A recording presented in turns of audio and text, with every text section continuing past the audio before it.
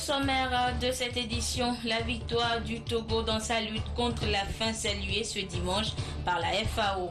Au 39e sommet de l'institution à Rome, notre pays reçoit une distinction pour les progrès remarquables accomplis dans son combat pour la sécurité alimentaire.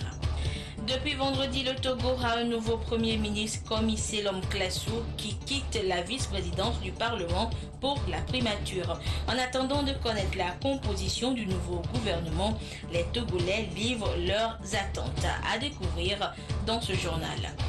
Et puis l'Allemagne est le pays des grandes puissances pour 2 jours. Le sommet du G7 s'y déroule depuis ce dimanche pour permettre aux dirigeants des 7 plus grandes puissances du monde de discuter des grands sujets internationaux en actualité. Voilà pour les titres de cette édition. Bonsoir à toutes et à tous. C'est vendredi dernier que le chef de l'État a nommé le nouveau Premier ministre en la personne de Komi Selom Klassou. L'ancien premier vice-président de l'Assemblée nationale dirigera l'exécutif pour ce nouveau quinquennat du président de la République. Un gouvernement que son nouveau chef souhaite s'appuyer sur le programme de société du chef de l'État, Aimé Abalou. Les Togolais sont dans l'attente d'un nouveau gouvernement après la nomination vendredi d'un nouveau Premier ministre en la personne de Selom Komi Klassou, parlementaire chevronné et membre du parti au pouvoir, l'Union pour la République. Le nouveau patron de la primature togolaise compte s'appuyer sur le programme de société du chef de l'État, Faure Gnassingbé, pour relever les défis qui attendent son gouvernement. Notre nomination intervient à la suite ou bien au lendemain des élections présidentielles.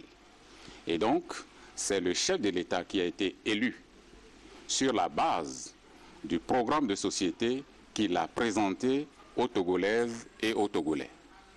Vous savez très bien qu'il y a eu plusieurs candidats, mais le peuple très lucide a fait la part des choses en accordant massivement son suffrage au président Faure. Donc, c'est sur la base de ce projet de société que nous allons bâtir nos actions.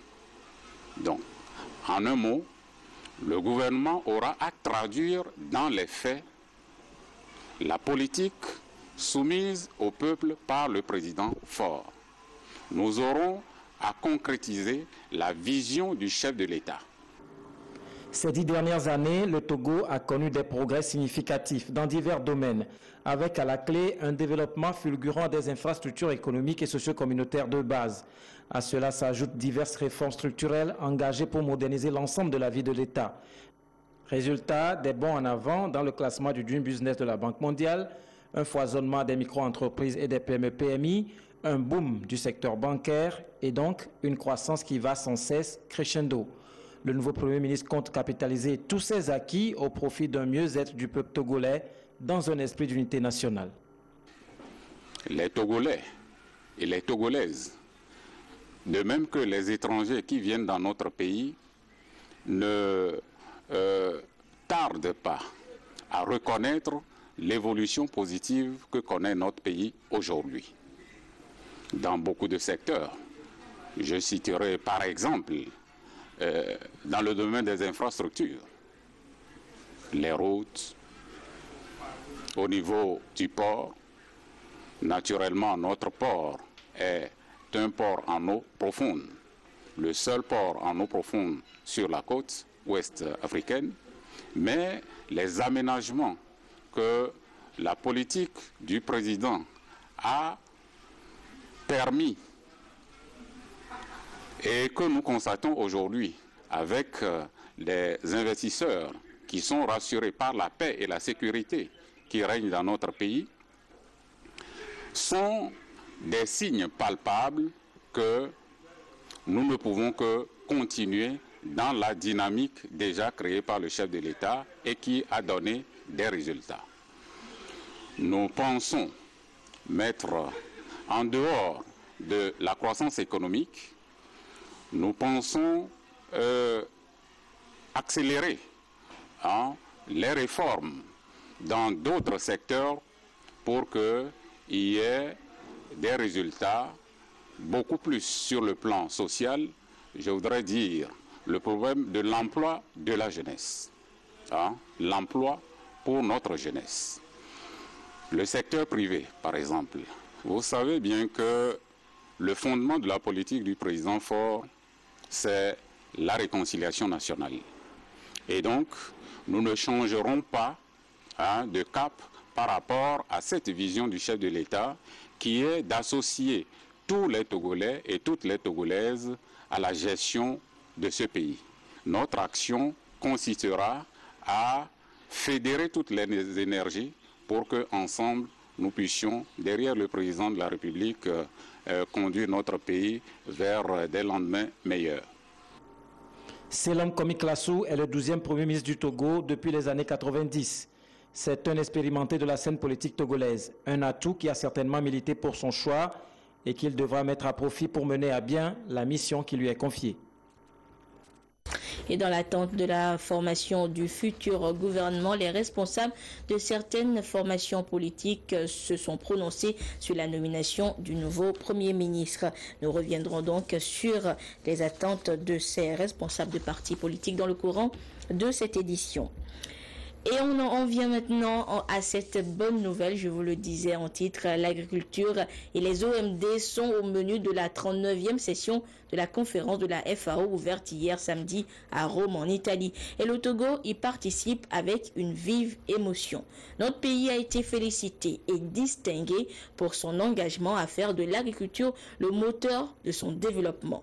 Une reconnaissance fruit des réformes entreprises dans ce secteur marqué par l'élaboration et la mise en œuvre d'une kyrielle de programmes et projets. Joseph Amiga. Le Togo vient une fois encore d'être félicité et honoré par la communauté internationale pour son engagement à faire de l'agriculture le moteur de son développement. À cette 39e session de la conférence de l'Organisation des Nations Unies pour l'alimentation et l'agriculture, la FAO, tenue ici à Rome en Italie, le Togo a été honoré pour avoir atteint un certain nombre d'objectifs fixés par la FAO dans la réduction de moitié de la faim chronique et la diminution par 2 du nombre total de personnes affamées.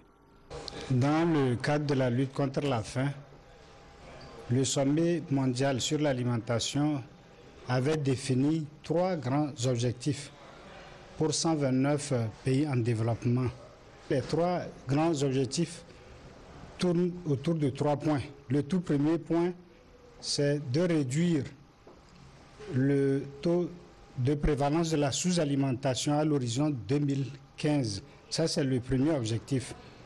Le deuxième, c'est de faire fléchir ce taux de prévalence de la sous-alimentation autour de 5% à l'horizon 2020. Et le tout dernier objectif, c'est de réaliser la faim zéro en 2025. C'est par rapport à ce sommet, il a été question de relever sur l'ensemble des 129 pays engagés ceux-là qui ont fourni des efforts considérables pour atteindre la première cible, c'est-à-dire la cible numéro 1, qui consiste à réaliser ou à réduire de moitié le taux de prévalence de la sous-alimentation. Et sur les 129, 72 ont été retenus. Mais ce qui est intéressant pour le Togo, nous avons fait des pas de géant dans ce premier objectif, puisque déjà en 2013, le Togo avait atteint la cible numéro 1 avant terme.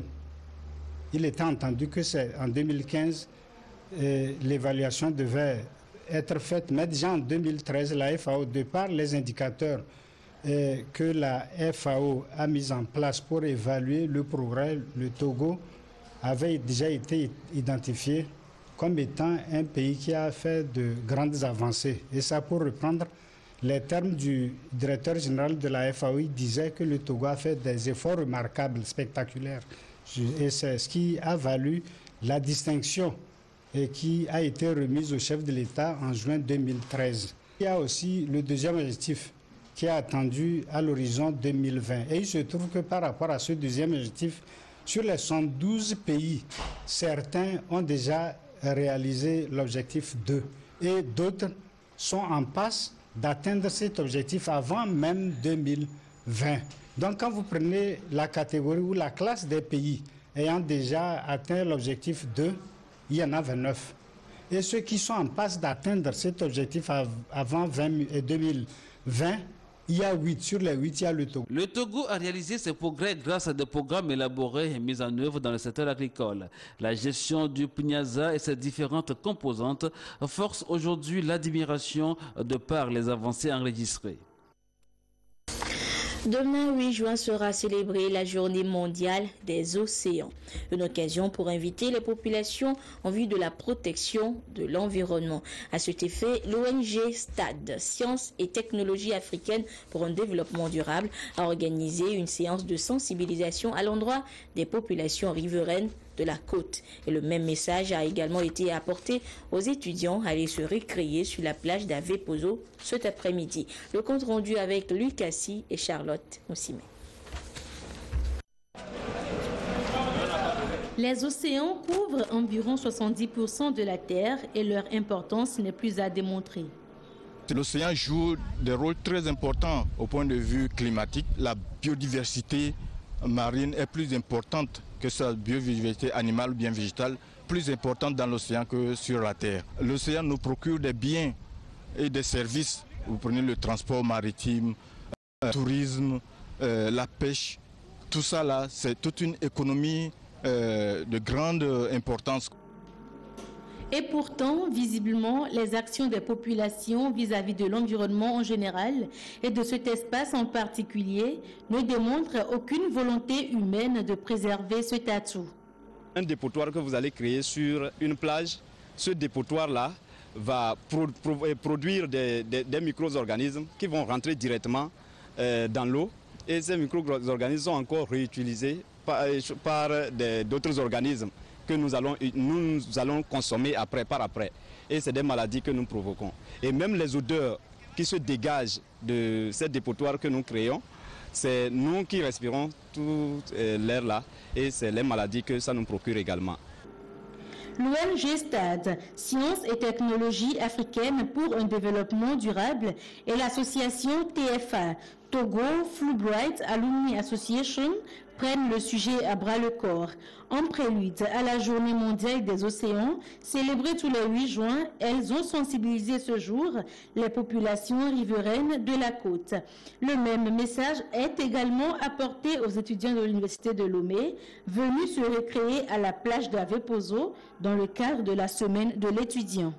Quand nous sommes arrivés, nous avons passé sur toute cette plage-là pour ramasser les déchets, les ordures. C'est déposé par qui? Par nos cohabitants, par les gens qui viennent fréquenter les plages.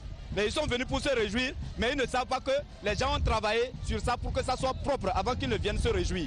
Et donc nous sommes en train de leur livrer ce message très fort afin qu'ils puissent savoir que les plages sont très importantes pour nous et si nous ne prenons pas soin de les protéger, un jour, c'est la mer qui va nous dévaler sur le continent. C'est donc clair, l'on doit agir pour sauvegarder les étendues d'eau. La participation individuelle et collective à la gestion des déchets s'impose. Dans un bus, dans votre voiture, dans une cour, sur la rue, évitez de jeter vos déchets sur la route ou bien n'importe où. Évitez de déféquer, d'uriner partout où vous voulez. Le monde subit en plein aussi les phénomènes de changement climatique. Cette sensibilisation a eu le soutien de l'ambassade des États-Unis. Il est indispensable de limiter l'usage du charbon de bois et des bois de chauffe au profit du gaz butane. De même, perpétuer le reboisement en ne plantant ne serait-ce qu'un arbre par an, pour ainsi protéger l'environnement et préserver la biodiversité. Et les côtes togolaises, comme bon nombre de côtes du golfe de Guinée, sont confrontées depuis quelques années à un phénomène qualifié de risque naturel majeur. Il s'agit de l'érosion, une situation à conséquences de grande envergure. En exemple, la délocalisation pour la 3e fois de la nationale numéro 3. Et bien pour le gouvernement a mis en place plusieurs initiatives pour contrer l'avancée des eaux de la mer. Adolphe Paca nous l'explique. Depuis quelques décennies, le littoral à l'est du port autonome de Lomé est sous la menace de l'avancée de la mer. L'eau est venue maintenant en dessous du bâtiment. Et même la dalle qui est dedans, tout est fendu. L'eau ne prend plus ceux qui sont de l'autre côté. Avant ça, la route qui est là et on a mis les pavés. Quand on a mis les pavés, eux ils sont déjà sauvés. Donc il nous reste maintenant. L'évolution du phénomène est grandissante. La route nationale numéro 3, par exemple, est à sa 3e mutation. Face à cette situation, l'État togolais a entrepris des travaux de grande envergure. Au total, 9 épis posés et le revêtement total de la côte au niveau de l'embouchure réalisé à coût de milliards. Cet ouvrage qui a été fait avec l'appui de l'EMOA a permis de stabiliser les berges de l'embouchure et aussi même les épis qui ont été posés ici. Ça fait partie d'un projet que nous appelons projet de stabilisation du littoral d'Aneho. Au total, 4 km du littoral ont été stabilisés. Avant ça gâtait, mais quand on avait travaillé, l'eau est en train de la mer nous dérange. C'est pourquoi on a travaillé ici là. Donc maintenant ça va. Ça va? Ça ne nous dérange plus. En plus de ces ouvrages pour la stabilisation de la plage, il est formellement interdit l'extraction du sable marin qui est aussi un facteur non négligeable. Et pour cette mesure, la population doit nécessairement collaborer. Nous avons effectué une étude pour pouvoir voir dans quelle mesure on peut trouver des alternatives pour essentiellement la couche vulnérable qui constitue les femmes, pour les accompagner à pratiquer d'autres activités génératrices de revenus, au lieu d'aller toujours exploiter le sable marin qui est un phénomène d'accentuation de l'érosion côtière. L'érosion côtière, reconnue comme un risque naturel majeur et qui affecte actuellement les côtes du golfe de Guinée. Autre phénomène face auquel l'homme est pour le moment impuissant, les pluies. Elles étaient attendues, les premières pluies au Togo. Le 2 juin dernier, tout Lomé s'est réveillé sous une grande pluie provoquant par moments et par endroits des inondations. Qu'est-ce qui était à l'origine de ces sinistres malgré l'existence des bassins de rétention d'eau et les infrastructures d'assainissement réalisées surtout dans le Grand Lomé? Les explications dans ce dossier avec des météorologistes rencontrés par Augustin Kossi et Aimé Abalou. Jamais le ciel n'a aussi déversé d'importantes quantités d'eau que celle du 2 juin. La pluie du mardi dernier a atteint 150 mm3 selon les spécialistes. Un record après celui de 1971. Conséquence, des maisons et des quartiers sous l'eau. Une situation que tentent d'expliquer les météorologues. Il y a eu un retard sur la saison. Donc, et s'il faut que la pluviométrie atteigne la normale, dans ces cas de figure, souvent nous avons des pluies extrêmes. Nous voyons que hier dans la ville de Lomé, nous avons eu 150 mm.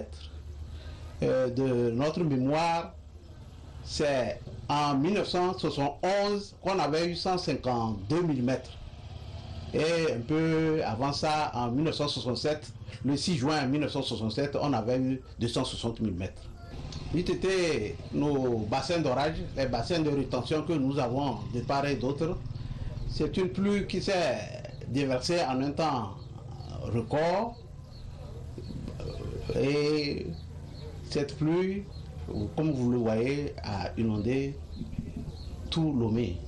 Autre constat, le niveau de l'eau qui reçoit les eaux de ruissellement qui transitent par la lagune se trouve être plus élevé par rapport à la normale, ce qui n'a pas facilité l'écoulement rapide des eaux.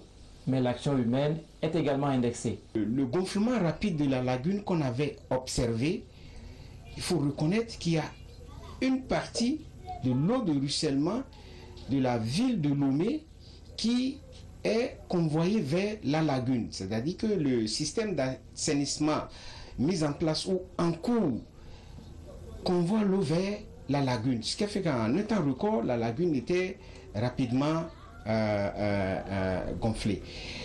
Les bassins de rétention, je vais dire les principaux bassins de rétention, dans la majorité, ont fonctionné dans un premier temps au cours ou pendant la pluie.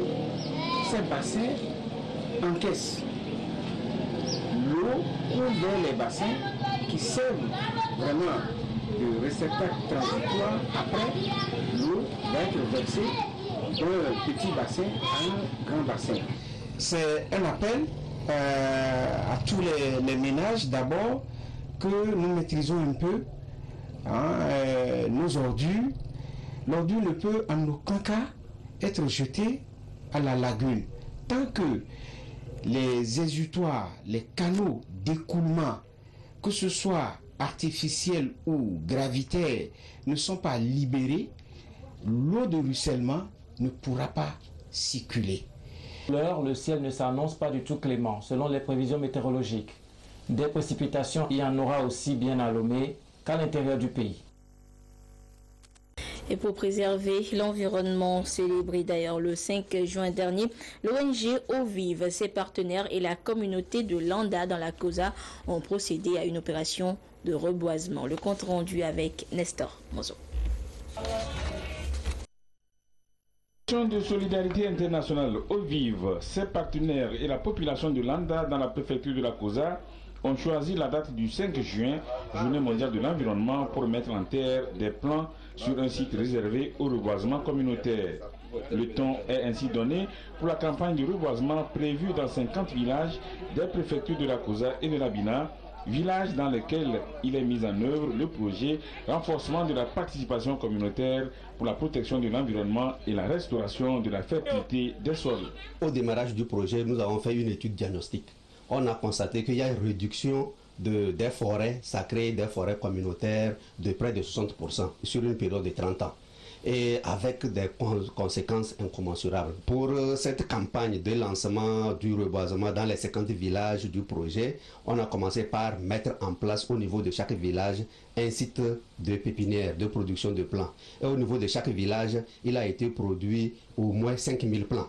Et les 5000 plants seront utilisés pour consolider les forêts sacrées, pour mettre en place les forêts communautaires et pour renforcer les aires de mise en défense. Au moins 5 hectares seront reboisés au niveau de chaque village.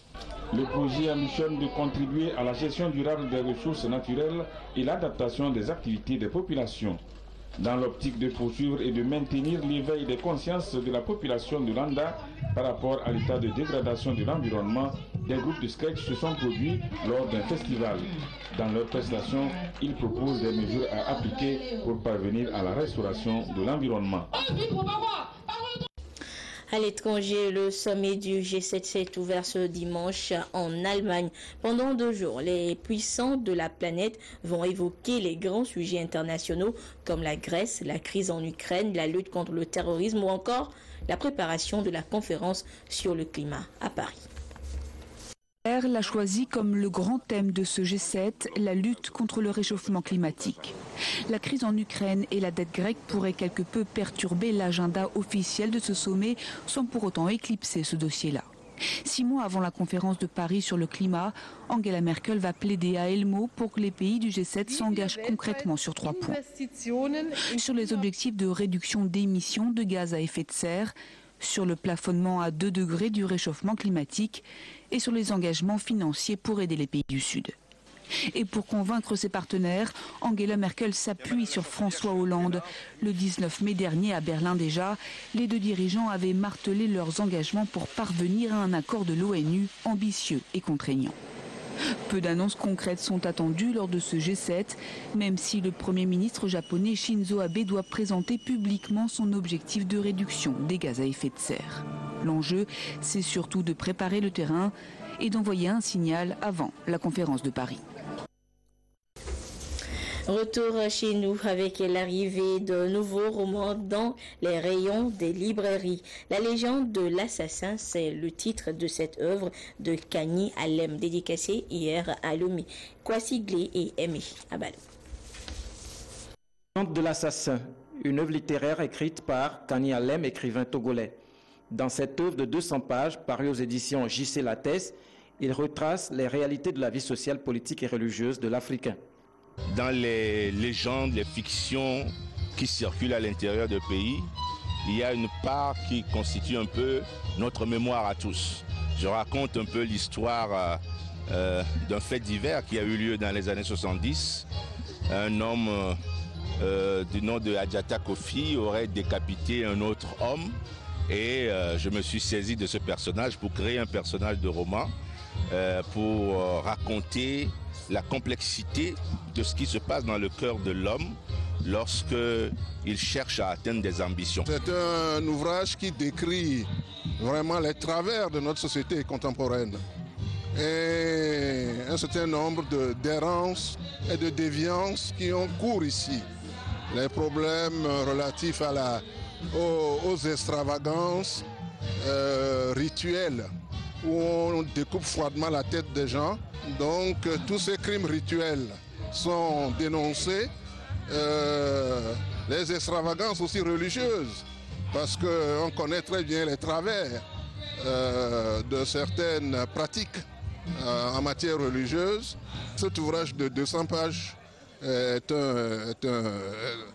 quelque chose qui fait le tour réellement d'un certain nombre de problèmes sociaux que nous connaissons aujourd'hui dans notre pays.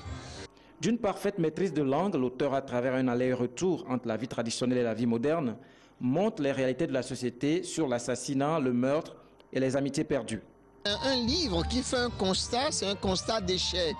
Échec qui montre que après 30 ans, dans l'évolution d'une société, il n'y a pas eu un progrès en termes d'élévation spirituelle. La dédicace de cet ouvrage a permis aux différents intervenants et au public de saluer le génie de cet auteur, dramaturge, nouvelliste et romancier, Kani Alem.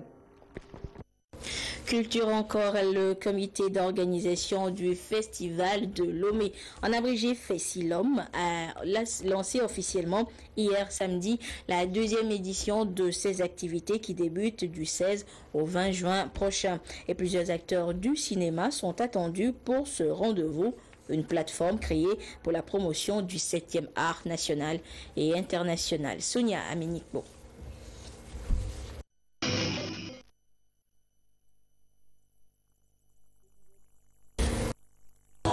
L'excellence, le talent, la passion. Le monde du cinéma s'invite à Lomé avec la nouvelle édition du festival dénommé Fessilom. Attendez, Festival du cinéma de Lomé. La seconde édition est donc ici lancée par les promoteurs. Déjà, la deuxième édition est intitulée « Le cinéma et les droits de l'homme ». Pendant les 4 ou 5 jours de ce festival-là, nous aurons au total une 60aine de films, dont une 50aine de films togolais et une 10aine de films internationaux qui vont se partager des trophées, des distinctions et des attestations de participation. Ce que nous avons besoin aujourd'hui de ce brassage-là pour faire émerger le cinéma togolais. Le festival se veut un cadre de rassemblement des acteurs du cinéma et peut donc compter sur le gouvernement à travers le Fonds d'aide à la culture. Le département en charge de la culture salue l'originalité de cet événement culturel qui confirme la mise en œuvre de la politique culturelle du Togo. Et aussi, nous nous réjouissons du caractère pérenne de cet événement et de la diversité donc des thèmes. Au programme cette année, la rétrospective d'une 60aine de films, des courts-métrages africains, francophones, des clips, des compétitions, des formations, des rencontres, des colloques et des masterclass. Pour ce festival, plusieurs pays sont attendus, entre autres le Bénin, la Côte d'Ivoire, le Burkina Faso, la France et le Rwanda. Le Fessilom, c'est du 16 au 20 juin prochain. Et je vous disais qu'en début d'édition, que quelques jours après la nomination du nouveau Premier ministre, les responsables de certaines formations politiques se sont prononcés. Vous découvrirez leurs attentes dans nos prochaines éditions. Sport tennis à présent, Stan Wawrinka a déjoué tous les pronostics en s'imposant ce dimanche face au numéro 1 mondial Novak Djokovic. Le Suisse a remporté le tournoi de Roland-Garros. Regardez. De sa carrière. À 30 ans, Stan Wawrinka remporte son premier Roland-Garros, son deuxième titre du Grand Chelem. Le Suisse a joué cette finale comme dans un rêve. il peine à réaliser. Aujourd'hui, j'ai fait, c'est clair, le match de ma vie. J'ai du mal à y croire. J'en tremble encore et je suis vraiment super heureux. Vainqueur de Nadal en quart de finale, Novak Djokovic impose sa précision en début de match. Il remporte le premier set, c'est le scénario attendu. Mais le Suisse a une arme monumentale, son revers. Chronométré ici à 160 km/h. Puissant et millimétré. Wawrinka prend le dessus et mène alors 2 manches à 1. Le numéro 1 mondial en brise sa raquette de rage. Mené 3-0 dans le 4e set, Wawrinka enchaîne encore les revers gagnants comme sur la balle de match. 4-6, 6-4, 6-3, 6-4. 3e finale perdue ici pour le Serbe, qui laisse échapper, en larmes, le seul titre du Grand Chelem qui manque à son palmarès. Stan, tu es un grand champion avec grand cœur et tu mérites ce titre. 6 ans après Roland. Et c'est sur cette belle victoire du Suisse au tennis que se referme cette édition. Merci à vous qui l'avez suivi ou que vous soyez grâce à la télévision togolaise. Au revoir.